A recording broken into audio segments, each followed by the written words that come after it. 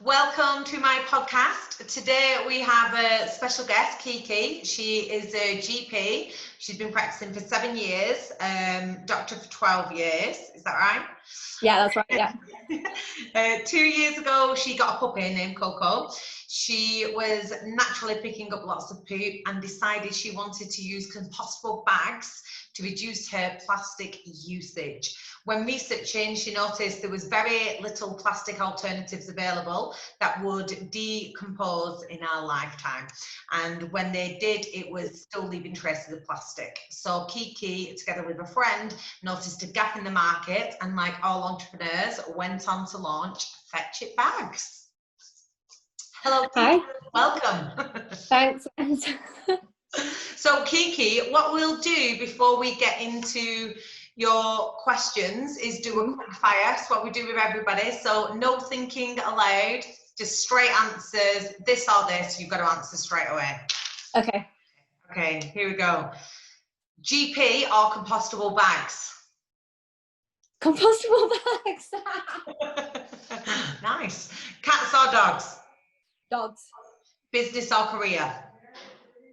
Business. Vaccine or anti-vax? Vaccine, definitely. University or work experience? Work experience. Mask or no mask? Mask. And work from home or work from office? Work from home. Very good, you passed with flying colours, well done. So a couple of things, Kiki, that I want to ask you about with regards to the quick fire then. Obviously, you are a practicing GP, and with this global pandemic, I'm guessing you've seen things that most of us will only hear about in the news. So you were saying vaccine. I am obviously not you, so know nothing about this, but I wouldn't be up for having a vaccine because I'd be too worried it's not been tested properly. Am I stupid? Well, no, that's not stupid at all. Anything that comes to use in the population has to be vigorously tested. So it's not something that they would just be, but I know they're doing human trials first, they're going straight, but it must be a stable formula or something. I don't know, I'm not a chemist, so I don't really know the ins and outs of it, but I think it would be pretty safe. I don't think the government would risk giving you a vaccine that they thought was dangerous to you. Yeah, I mean, I'm guessing they would get in a serious amount of trouble in a few years' time if things start going tits up. Yeah, I really, really think that they would not take that risk. It's a huge risk. But would you have the vaccine? Yeah, I would. I think in order for a vaccine to work, a significant amount of people have to have it for it to work. There's no point of like 5 people having it because it won't work. You need to develop a herd immunity. So yeah, and I think as part of my job as a GP, they would make me have it anyway. I wouldn't have a choice. Yeah. So, I mean, obviously, yeah, you are a GP. Now, to me, that would be like the ultimate goal. Like, you've gone all this way through university, your A-levels, your whole life must have been driven knowing that at the end of it, you want to be a GP. Did you always know, oh, I want to be a GP? Was this... I think I kind of always knew I wanted to be a doctor from when I was about 12, 13. And you've done all of this hard work. You get right to the point of, right, you're a GP, a successful GP. Now you're like, I'm going to make some dog poo bags. I think it's just different. I think because, I finished my exams about 7 years ago, and then I thought, oh, what am I going to do? So then I did another diploma, expanding my career to do into like sport and exercise medicine because I'm like really into it. And then I thought, oh, what am I going to do now? Because it's not boring, but I think it's really tiring being a GP full time. So I thought I'd like mix it up. And a lot of GPs do that actually.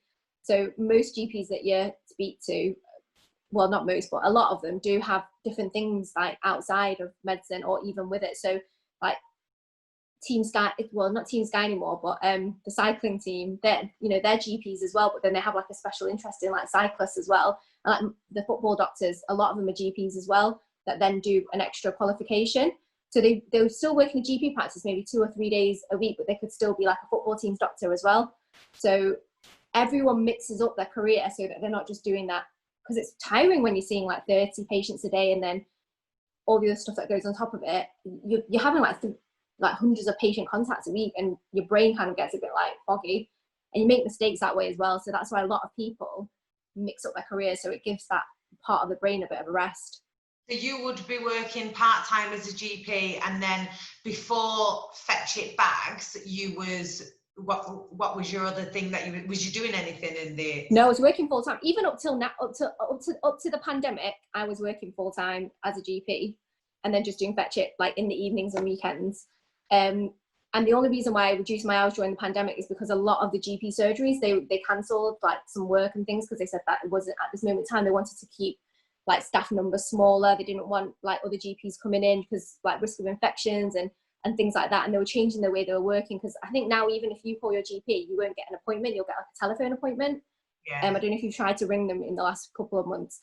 So a lot of GP practices have changed the way they work to reduce the risk of infection, because they don't want hundreds of people walking through the doors every day.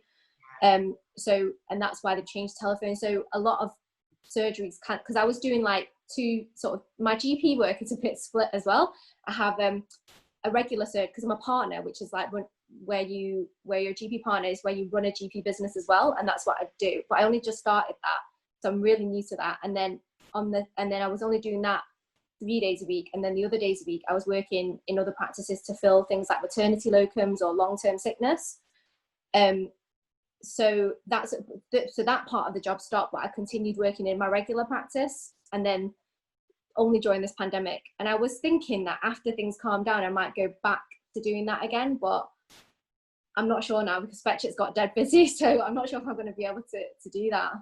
Oh, really? Well, that's amazing now. So you've done, obviously, you're a fully qualified GP, and you've been practicing for years now, full time. Then, due to the pandemic, forced to go part time. So I guess you've got more time to be spending on Fetch It Bags as well. So now, where is this business at? Tell us a little bit more about your reasons behind, number one, being a GP, and then thinking, you know what, I'm going to start my own business in dog food bags. I just thought being a GP is challenging all the time anyway, but I thought, I'm just going to exercise my brain in a different way. And I just thought, I'll just try it. I didn't think anything would actually come of it. I just thought, I'll just try it. And I didn't even think it would, I don't know, I actually had no expectations from it. I just thought, I've got nothing to lose, let's do it. And because it was like, I didn't want to do it on my own, because I was so scared. I wrote my friend to do it with me. And it's just turned out really well. It's just, we've got quite a lot of like social media following now, and we've got like our own little customer base, and people like are hearing about us now, so we get lots of emails saying, oh, we've heard really great things about you, and the word is just slowly spreading, so it's like slowly growing, which is we're really happy about that. How long ago did you start work on this?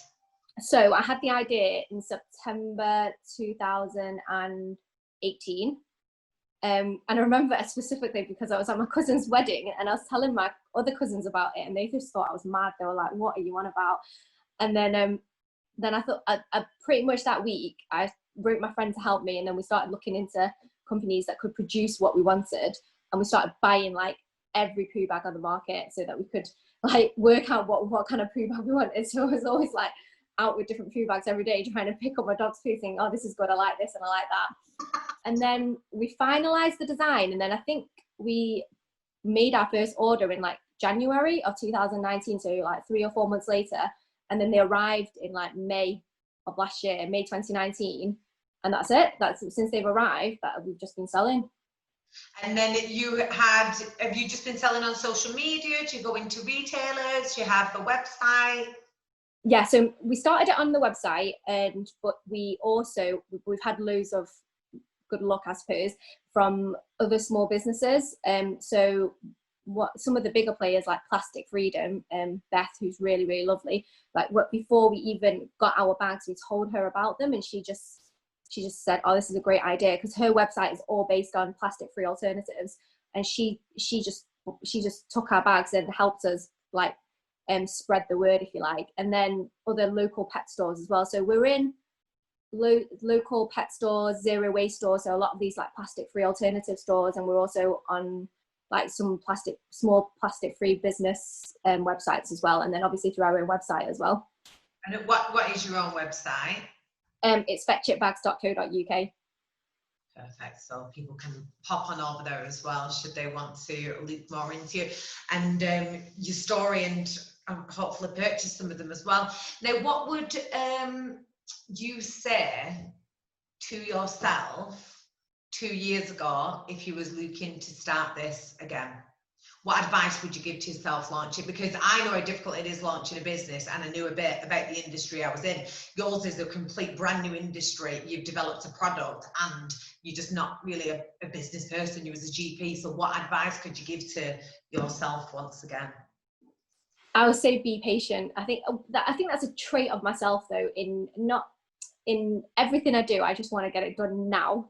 And it's like I have an idea and I'm like, that's it, I want to do it, and I want this now, and I want a response now, and everything. And I think just in general, as well as in my business and in life, I just need to be patient and just have, and I think it's okay it's okay not to succeed in some respects as well. I think having that expectation that maybe it's okay if it doesn't work out, because as long as you tried, I think that's the most important thing. Like just go for it. So if you are thinking about doing something but you're not sure, obviously thoroughly research it first and then decide whether it's something that could potentially work. And if you think it does work and you really believe in it, just go for it. I think that's the main thing that people should do, really. I don't know, I'm a bit of a risk taker as well. So people say to me like, oh, Michaela, what advice can you give me? I want to start up. I'm like, just do it. Like, the best advice I can give you is to just start. If there is nothing holding you back, I've just been having this conversation with somebody else as well. You don't have to give up your job and start everything, a brand new life in a career or a new business tomorrow. Just do like what you did, work on it part-time. And if you get home at 5 o'clock, from 6 till 10 o'clock at night, work on your business and just go for it. There is nothing, if at that time you were just going to watch Netflix, then just don't watch Netflix and work on your business. People say to me, I've not got the time, and I'm like, well, you don't have kids, so what do you do after work? Well, I'll go to the gym and I'll do this and I'll do that, and after the gym, then you'll go home, and you can't possibly be using all of your time doing something all the live long day. So in all of that free time, like yourself, I think that's the best advice. Just go for it. And the same, you've got to be patient. And I think what was nice what you said is that you launched this and you didn't expect anything from it. I think with a lot of entrepreneurs, or when you're into business, then you are expecting, I'm going to turn over $1 million in the first year. And perhaps what's helped you is that you didn't expect anything, therefore you wasn't really scared of failing. It might have taken that pressure off you that a lot of entrepreneurs would feel.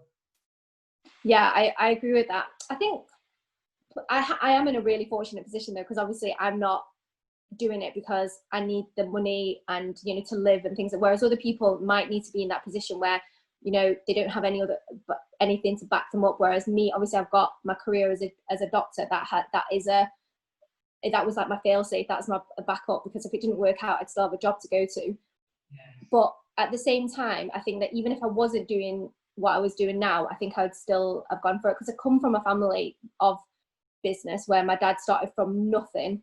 And he made it into a successful business. I mean, he came to the country from Hong Kong in his teens and literally just worked and built a business from nothing. So I've seen that, and I see how one person, just by working hard and like kind of carrying on and not giving up, you can succeed from it.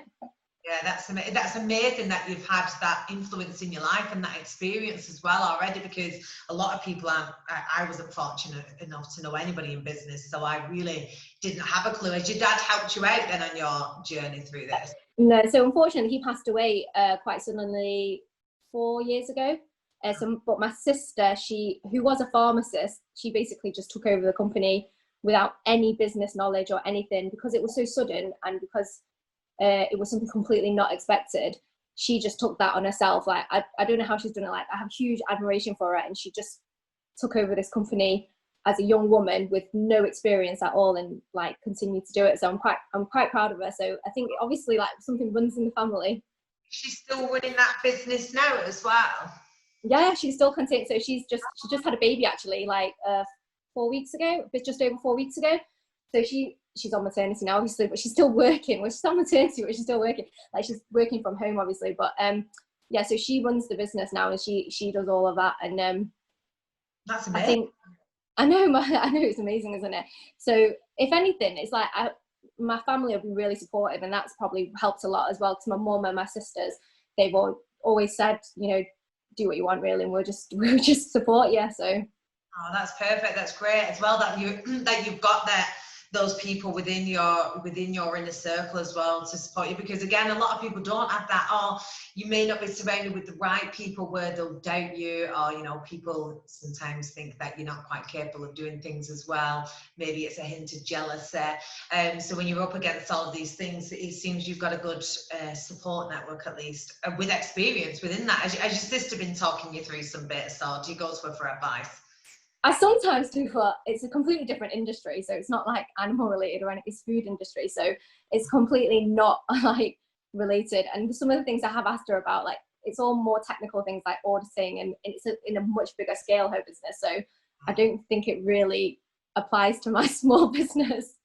I think it's all kind of applicable. It definitely is when it comes to the mentality. All of that is across any industry. I think you need, like you say, this attitude of go on to do it, and the basic rules apply across all as well. Like what you were saying, when it comes to your invoicing, your accounting, your marketing, all these rules are the same throughout. Yeah, they might be on a larger scale, but the same rules apply. You need to market your company. You need to have an accountant. You know, yeah. Well, that kind of stuff. Yeah, she's like, yeah, you need to get an accountant. Don't do anything without one of those. Yes, no, I made that mistake in the early days, and it went tits off.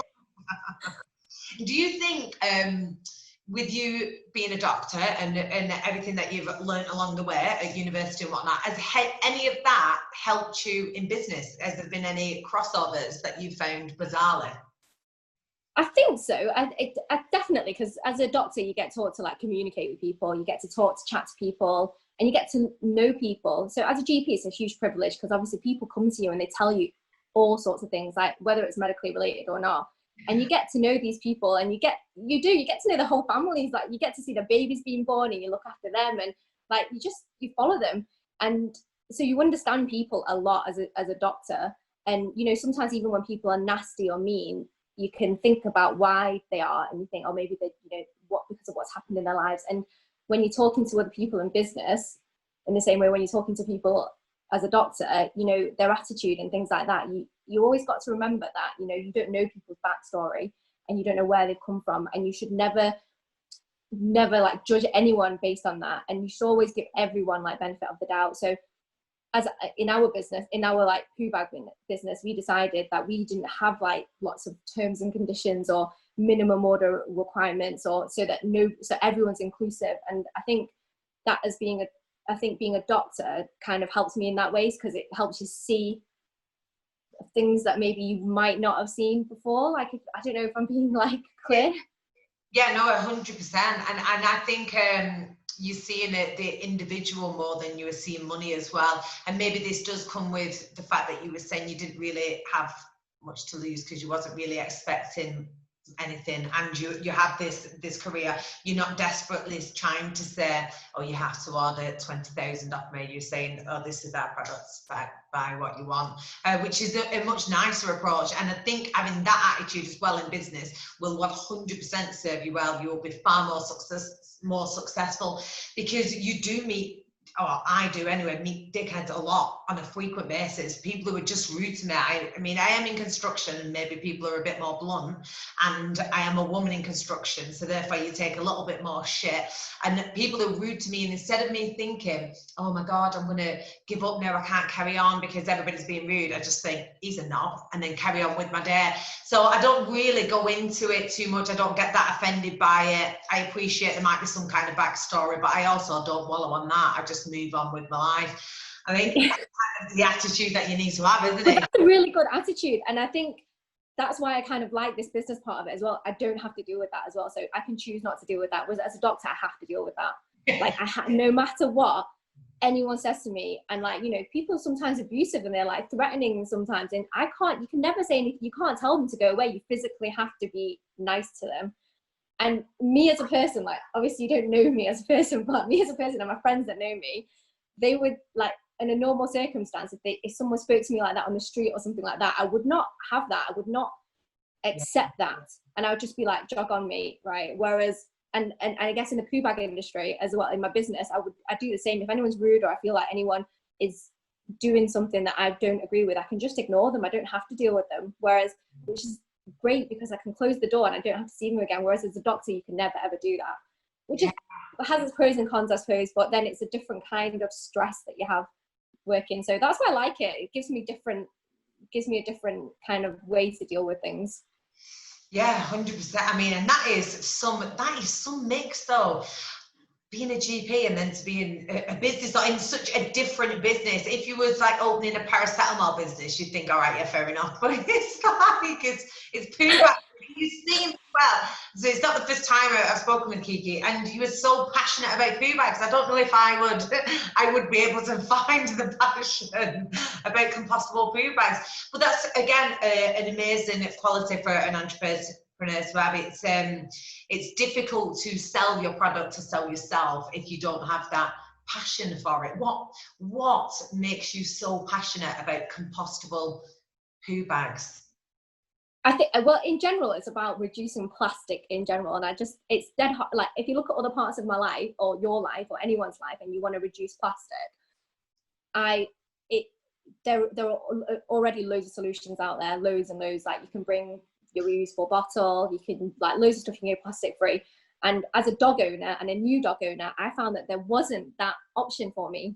So then I thought, well, this is it. This is the gap in the market that I've identified that I feel like I need to do something about. And is it clever marketing then? Because I have seen other bags that say that they're compostable, but are they not actually? Is yours a different compostable? Like, well, for people who don't know, what is the difference?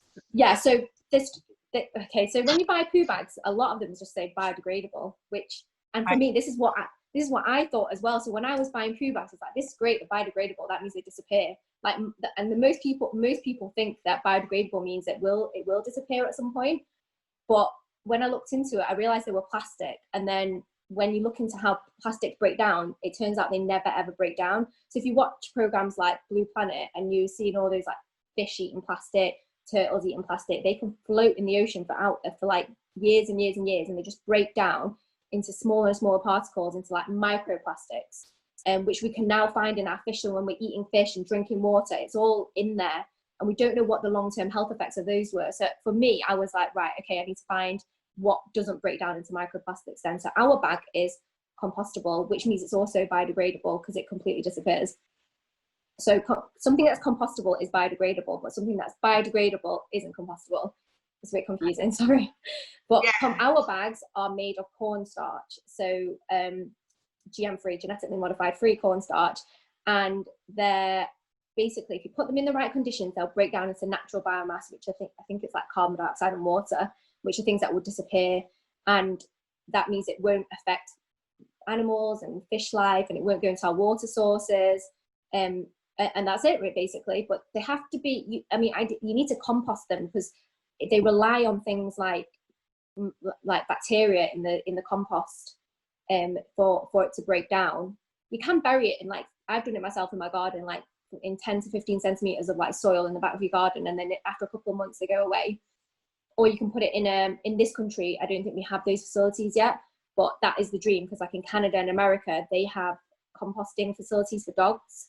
And so, you know, all the dog parks and like parks that you go to, if you throw your poo bags in there, they compost it and they make it all into compost and use it to plant new trees and woodlands and things like that.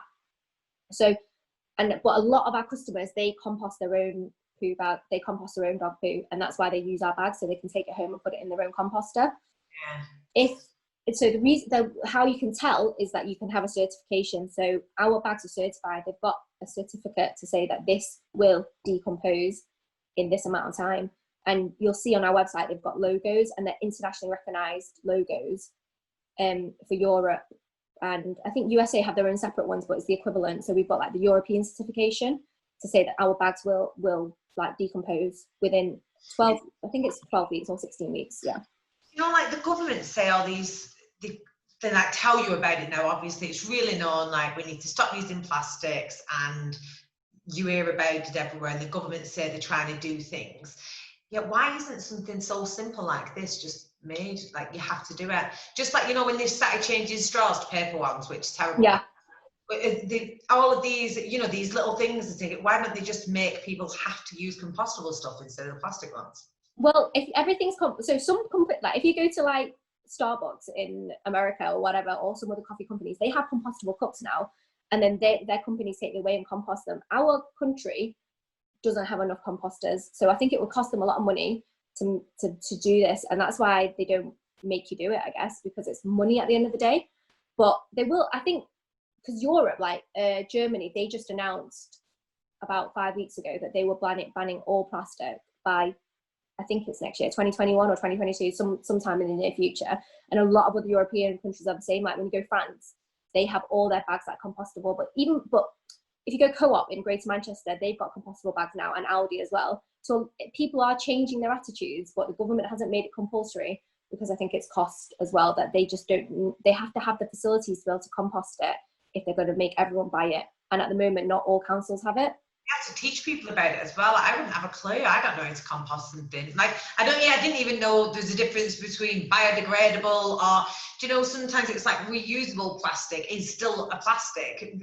Is it just a normal person? There's that much information, and it's such clever sales techniques that are marketing ways that you would never really understand the difference. Somebody has to actually educate you on it, who's a middle person and not the person who's selling it as well, do you know? Yeah, exactly. So there is now there's loads more information out there now. So people, like I mentioned before, Plastic Freedom, Beth, she's massive when it comes to stuff like this. Like, she reviews everything that she puts on her website and what it does, how to dispose of it, and you know what traces does it leave behind, and everything. Like your sponges that you use to clean the dishes with, they've all got plastic in them. They're never going to degrade.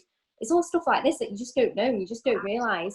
You don't know what you don't know. And as a consumer, yeah, obviously you will try and make an effort, if you're a nice person, to do what you can, but it's still on top of daily life. That is quite challenging. Like, I'm sure you would know being a GP, and as you said, along the way you have figured out more stuff about these food bags, something that you wouldn't have known yourself. So how can you possibly know about every product out there that you're being sold?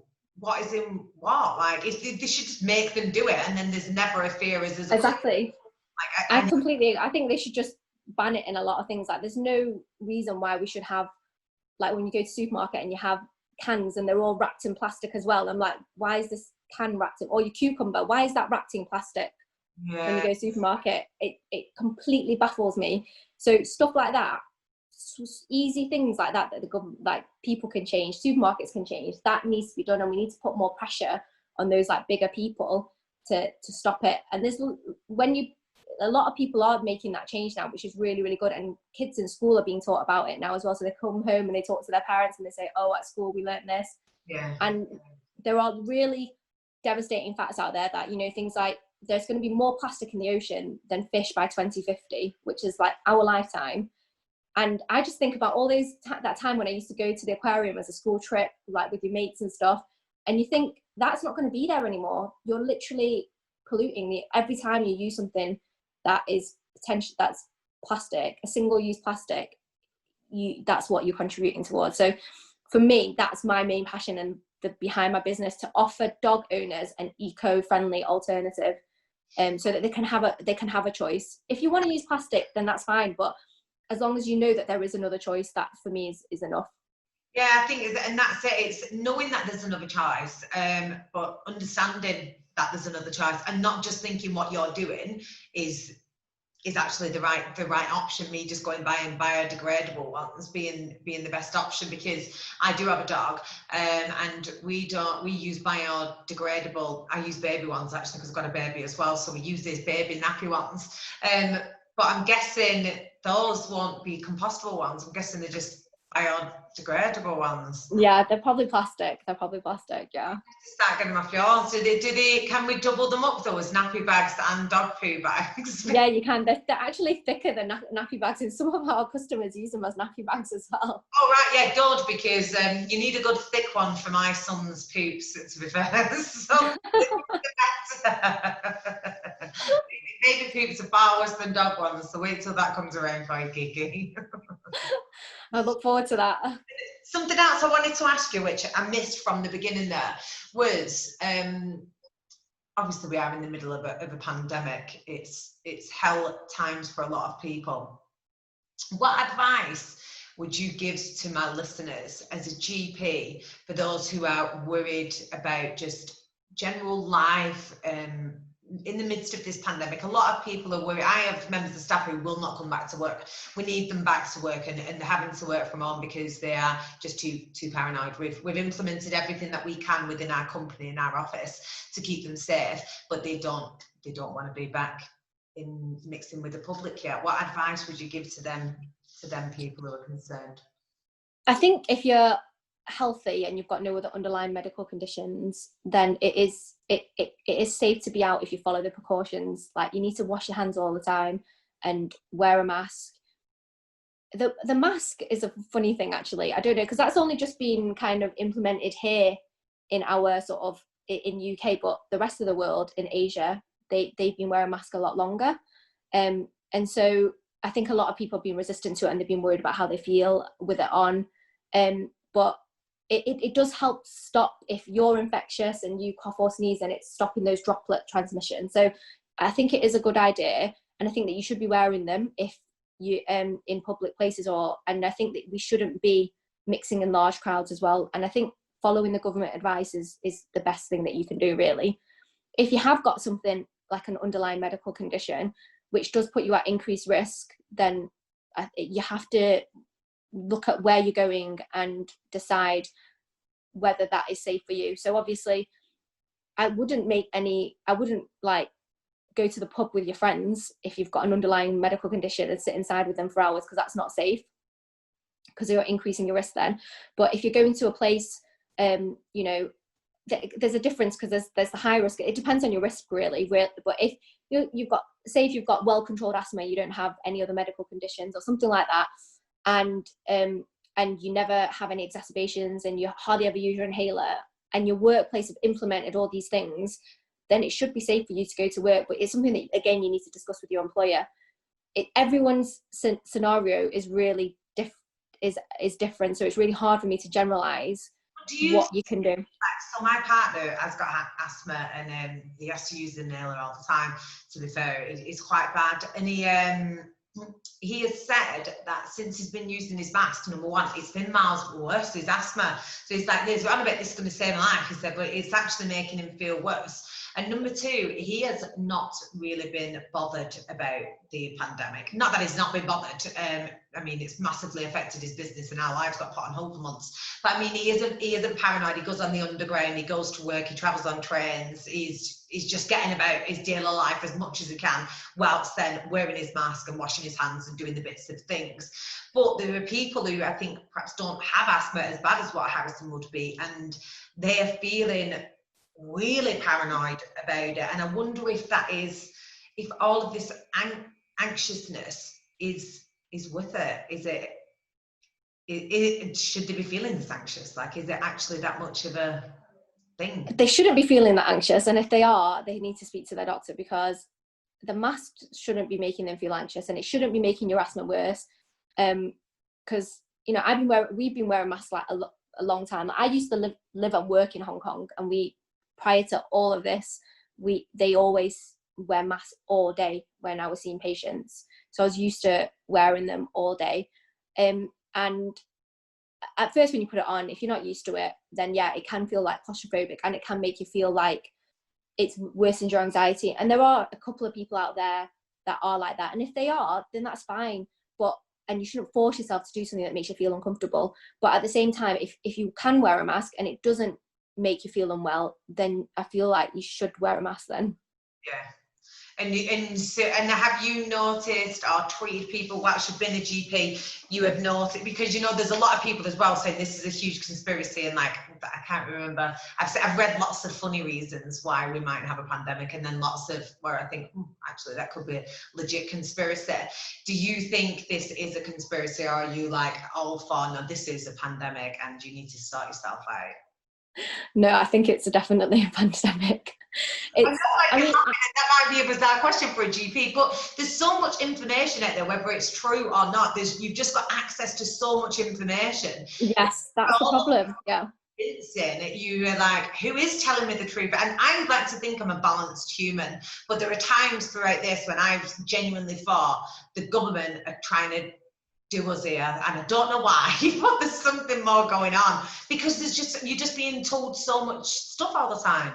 Yeah, and so the government is a different thing to health altogether. Like, obviously they have medical advisors and they give advice based on whatever their medical advisors tell them.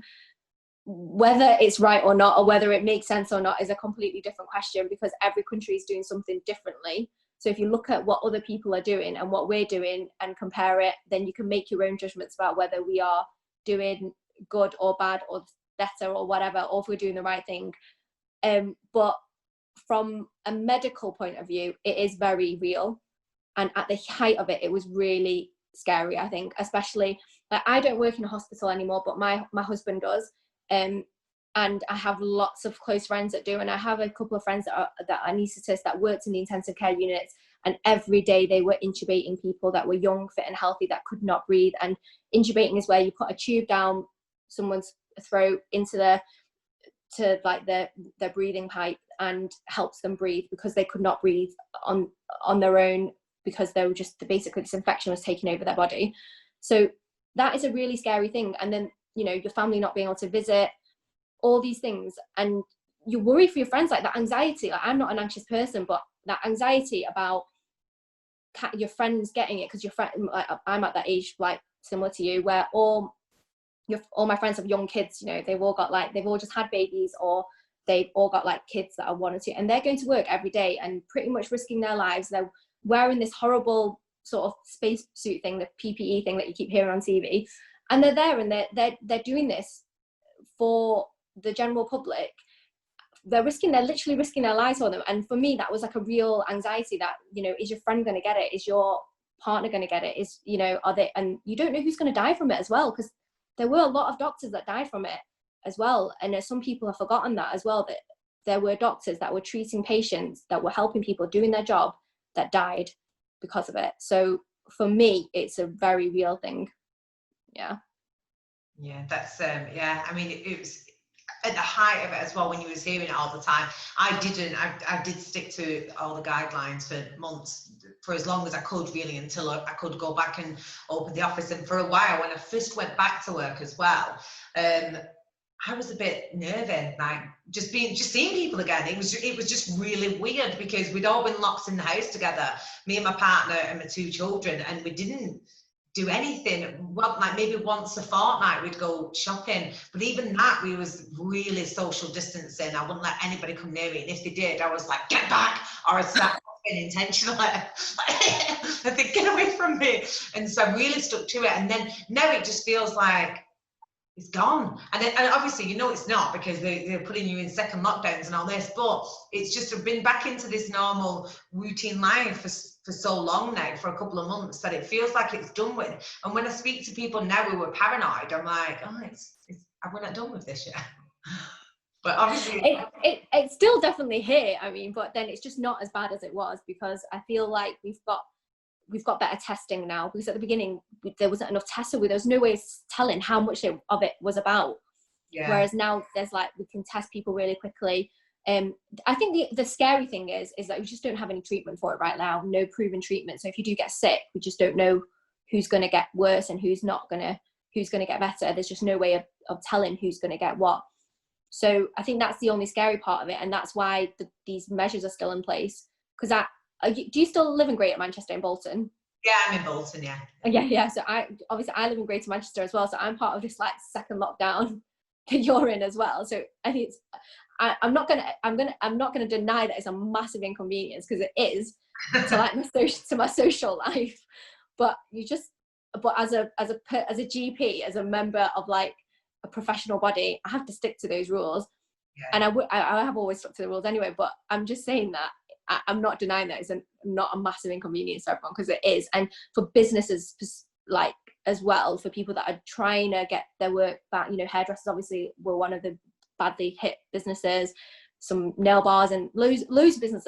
Any type of business was affected basically, and I genuinely feel for them, which is why there is pressure on the government to reopen, because the economy has to keep moving, because otherwise we can't survive in like lockdown all the time. This cannot continue, and you yourself will know now, which was my next question that I wanted to get on with you. Like, you've obviously launched your company a couple of years ago, but how, as really quite a new startup business, how are you navigating through a fucking global pandemic? Like, we've been established for 10 years, so our client base is firmly implemented, and we knew, even though we shut down for months, that our clients was going to come back. We knew our name was strong enough. We have our regular customers. We knew we was going to get to the other side of this. And 3 of the businesses that I have been are going to get through it. They've all been affected on different levels, some of them more extreme than the other. One of my companies, though, I'm pretty sure I'm going to have to lose it, and that was the newly. That was been established about 2 years, and it's an absolute killer. It's what I've done for the last 2 years. Every piece of my effort. I worked through my pregnancy, I worked through labour, come back to work 2 weeks after having a C-section. I've put everything into it, and the only reason is because of this pandemic. And although I have not given up on it yet, I'm going to do what I can. I'm pretty sure we're at that point of we might potentially lose it. So how have you found it as a new startup company with not years of experience in that particular industry, working through a pandemic? It's definitely changed, because we were planning to go to like all these dog festivals and like animal shows and things like that to help bring our brand out there, but obviously everything got cancelled, so we had to think of ways to increase. Basically we had to up our social media, like mentally, to be more engaging and get people to know more about our brand. And it's changed. Business has changed so much in the last few years that everything is done through social media. People kind of take it as like God's word. If whatever you see on social media, it's like real now. That's what people think. Yeah. So that's what we had to change in our business. So prior to the pandemic, I never did the social media. I did it like maybe once a week or something if I could be bothered. But now I'm on it every day for at least a couple of hours after interacting with our customers. And don't get me wrong, I don't mind interacting, but it's like a massive, every day I have to think about what I'm going to put on my grid, what am I going to, what things can we offer, like so we've done a few things like giving away our products. But luckily, one good thing, okay, well, I don't know if it's a good thing, but in the pandemic, a lot of people have decided that they wanted to get a dog. So I don't know if you noticed that the prices of puppies have skyrocketed, and people are paying like 2 or 3 grand now for a puppy, which was about £600-700 before the pandemic. So if you Google or go on any website that sells puppies, they will tell you it start from about 2 grand. And I know it's crazy. So people have been buying dogs left, right and centre in this pandemic during lockdown, because they've realised that they can be at home and they can train a puppy now. And that's helped our business, which is bad in a way, because people are buying dogs and I don't really know what they're going to do with them when they go back to work, but good for my business. Yeah, that's it. It's pros and cons, but as a business owner, you only need to look at the pros, really. The cons.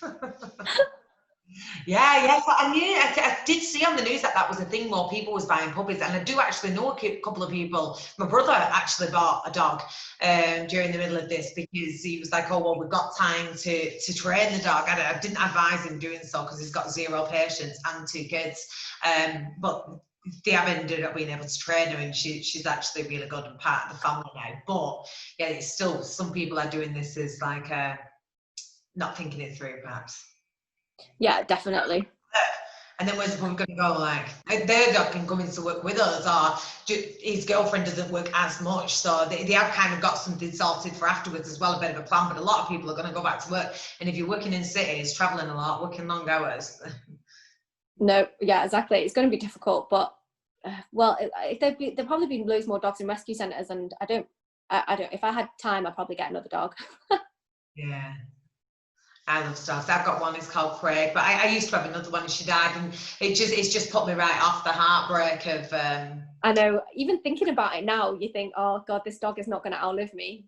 Yeah, no, well, that's it. That's something you need to prepare yourself for when you're buying them as well. So Kiki, my final thing I want to speak to you about is what you were just saying then about your social media. So one of my businesses is a marketing agency, and I'm constantly banging on about social media, the importance of it, the power of it, and obviously marketing. I don't think enough people, when they launch a business or they start a company, they don't build into their business plan a marketing plan or a marketing strategy, because they think, oh, I'll sell to this person, I'll sell to that person, and they're going to do it personally, but that isn't scalable. You need a marketing plan so that you can scale it, because you can't just always have one-on-one interaction or telesales. So I liked what you were saying then, that during the pandemic yours has changed from these events to the social media. Have you found that that is being more successful for you, working on your social media? Now we like as well, so a bit of information for you, we would schedule our posts. We do this for our clients. So at the start of the month we spend a couple of days and we say, right, we're going to have 3 posts on Twitter, 2 posts on Instagram, this, plan it all out, plan the actual posts and use the platform to schedule them, and then when people are commenting we reply back. But we have full like marketing strategies in place just around social media. Do you wonder anything like that? And number 2, how much is social media, how much of an impact does it had on your turnover? I haven't worked out the numbers on the turnover yet, but it definitely has increased compared to like a couple of 3 months. Like if you could compare the last 3 months with the 3 months prior to that, it definitely has increased. I want to say double, but I'm not really sure. Like I haven't looked at the numbers yet, but Alex does that, like my other business partner, he does all the numbers and stuff, because I'm like, oh, I can't be bothered with all that, because I'm already doing all the social media. So social media wise, like I did not realize that how complicated it is. Like literally I worked out, like obviously there's like all that insight stuff as well, you know, what time of day you post, when you get the most interaction. So I had to work all that out on my own, and then I plan the posts every night before I post them, and then obviously I email or message DM a lot of our followers that I know have bought our bags and ask them to, like, if they want to feature on our feed, and they love that. Customers love featuring on our feed, and they love their dog being on our feed. So and we tag them in it as well, and then that generates a lot of interest. And obviously we get loads of other dogs that are involved that have got huge followings, so some of them got like 30,000, 40,000, 50,000 followers. They like to get involved as well, so we get them on it as well. So I mean, that's our main that's my only way that I've been doing the social media in the last couple of months. And eventually when we have more money, we definitely want to get like marketing into it, because we looked into it before, but it's like massively expensive, so that's why we decided to do it ourselves for now. But well, you know what, Kiki, the thing is, it can be, it's as expensive as you want to make it, and you've done exactly the right thing. There's no point in investing in your marketing before you've got the foundations there. So you're already starting to build a social media following and building a history on your social media, because what you don't want to do is then go on and pay for a pay-per-clicks campaign, pay to create the content, because you need a good content made, or else it'll just fall on its ass, and then actually pay to run the campaign. And then when people come onto your page, you've just got one good content thing. You need that history, which is what you're building now. So you're doing the right thing, speaking to influencers, getting as much out there for free as possible, and then from there going on to building your strategy and what that's going to look like. But it shouldn't be something that is costing you a ridiculous amount of money. It will cost you money, but it should not. Then what you need to do is make sure that you are using the right companies when it comes to it. You just need to, like anything with an accountant or with any profession with it that you would outsource with your business, you just need to make sure that it's the right company, because it shouldn't cost you that much money to market it. Okay, that's really good advice. Because the thing is as well, because I don't know anyone else in business other than my sister, obviously, but they don't rely on marketing because they've got like a good customer base. It's like a company that's 30 years old, more than that, 40 probably. And then and their industry is completely different. Obviously, we have no experience with anyone that's used any marketing companies. And when you look at their websites, they all look pretty simple. Like everyone seems to do the same thing. Everyone seems to be able to promise certain things, but then obviously you have to pay this money up front, and you think, oh God, am I going to, like, what if nothing comes out of this? Because you hear some horror stories where people pay this money, and then like, so my friend who's a makeup artist, she's got 30,000 followers. She paid someone to do her Instagram, and now it's just not, she herself feels that it's just not what it's supposed to do. She's not getting interaction. She's just not getting what she used to get out of it. So for me, that scared me so much. I was like, oh my God, No, the thing is, it's not knowing as well, and it does take a lot of research, and you want to look at things like the recommendations, ask for recommendations and testimonials of companies, just like you would do with anything. But a lot of people have some knowledge on marketing, and then go on to say they are marketing gurus. I did a post on my LinkedIn the other day about how there's so many disruptors now within my industry, yet I haven't seen any disruption within marketing. I would never say that I'm disrupting something, because I'm not. I'm just doing a really good job at being a marketing person. And I'm not coming in with like some new genius idea at all. I'm just coming in doing a very good job. It's like you saying you're being a disruptive GP. You're not. You're just being a very good GP. So don't talk a lot of shit. And those are the people who I think you want to be swerving these I can't think of the other terms what they use, like hustlers, or do you know, these ridiculous, these just silly terms. They're just silly, childish terms that they're trying to make themselves stand out. I think you just need to go for an agency that's got solid foundations and proven track records. As with anything, when it comes to business, you want to see the experience and the proven history of it, testimonials or recommendations or whatever, and just have a good chat with them. What are they actually going to offer? What can they guarantee? If they can guarantee something, what is that guarantee going to be? And what if they fail on that guarantee? Are they then going to say, we'll give you an extra month free if we don't follow through with this? You know, making sure that you're getting the most out of it. It should be a partnership, not you just giving somebody money. It should be a partnership where you're going to be working together, and they should be seeing the bigger picture. Cheap now, what we would do is cheap for new start companies, and in 12 months time you're going to be paying us more money because you'll have more money. We will have got your investment, and that's the kind of thing that you want to be looking for when you're looking for somebody to do your marketing. I'll do your marketing anyway. I'll just tell you everything you need to know. You can do it yourself. All right. Don't worry about that. When we're not on Earth or else, I'll have no business left, but I'll tell you what you need to do. It'll make it. All right. Thank you. Right, Kiki, well, I think that's it. Is there anything you want to add to the podcast? Anything we've missed out? No, it's been really good. Thank you, Michaela. Thanks for having me.